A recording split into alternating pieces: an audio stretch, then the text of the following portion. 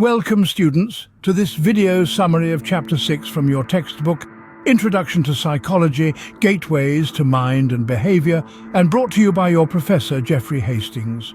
Today, we embark on a captivating exploration of the multifaceted realm of learning. In this chapter, we will delve into the intricate processes that underpin learning, unraveling its profound impact on human behavior, cognition, and development. Join us as we navigate through the diverse theories and mechanisms of learning, seeking to comprehend the fundamental principles that govern how we acquire new knowledge, skills, and behaviors.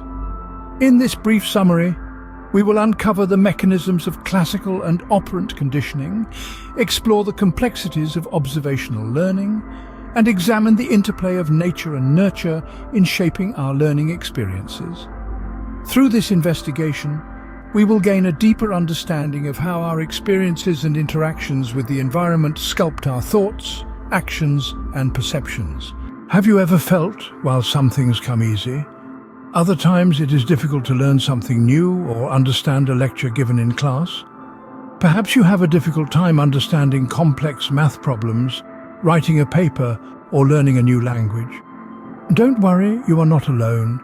In fact, most people experience these challenges, but only a small handful take the time to understand how they learn, and more importantly, how to improve. Let's unravel this mystery together. Learning at its core requires attention and focus. When you are good at something, it's most likely due to the fact you enjoy the activity and have spent a significant time developing your skill.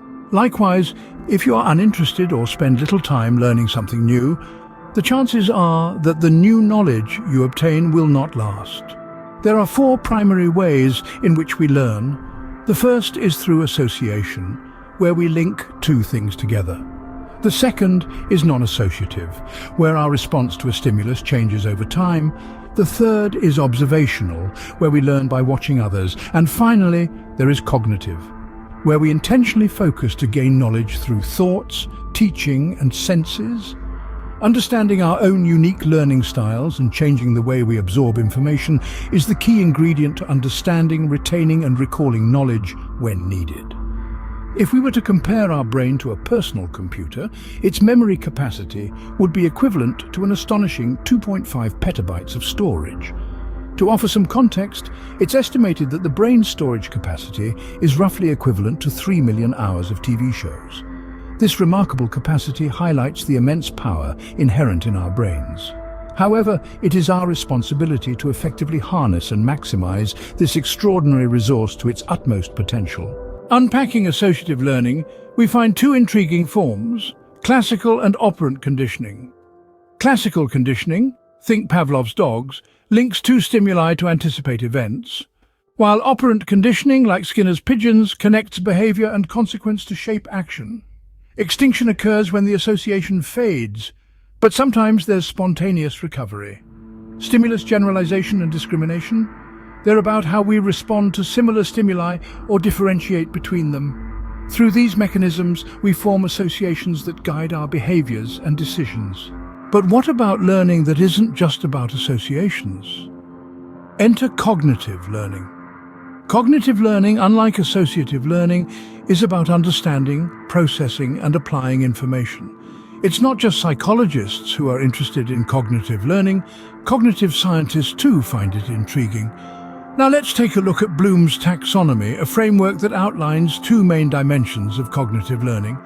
On one hand, we have the cognitive process dimension, which involves remembering, understanding, applying, analyzing, evaluating, and creating. On the other hand, we have the knowledge dimension, which ranges from factual knowledge to metacognitive knowledge.